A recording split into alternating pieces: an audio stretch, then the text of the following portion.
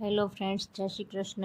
Welcome my YouTube channel. આજે આપણે બનાવીશું ફરાળમાં ખાઈ શકાય તેવી સૂકી ભાજી, એટલે કે ફરાળી સૂકી ભાજી, જે ખાવામાં એકદમ ટેસ્ટી બનશે અને તમે તેને ફરાળમાં ખાઈ શકો છો.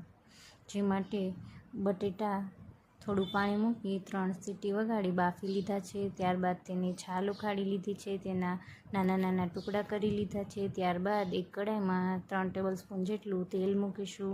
તેલ ગરમ થઈ ગયા પછી તેમાં 2 ચમચી જેટલું જીરું નાખીશું. ત્યાર પછી સમારેલા લીલા મરચાં ટમેટાં નાખીશું. ત્યારબાદ મીઠા લીમડાના થોડા પાન નાખીશું. તેને સારી રીતે સાંતળવા દઈશું.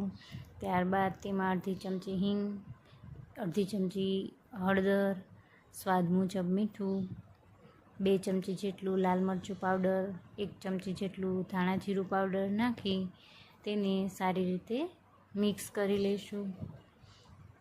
ત્યારબાદ તેને સારી રીતે મિક્સ કરી થોડીવાર ચડવા દઈશું. ત્યારબાદ તેમાં સમારેલા બટેટા નાખીશું.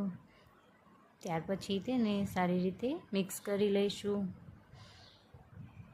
પછી તેમાં સ્વાદ મુજબ થોડી ખાંડ નાખીશું,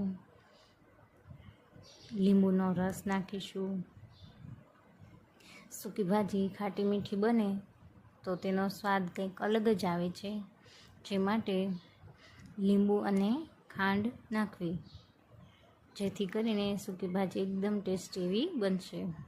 ત્યારબાદ તેમાં લીલા ધાણા નાખીશું. આ બનીને તૈયાર છે આપણી ફરાળી સૂકી ભાજી, જે તમે ફરાળ સાથે ખાઈ શકો છો. Thank you.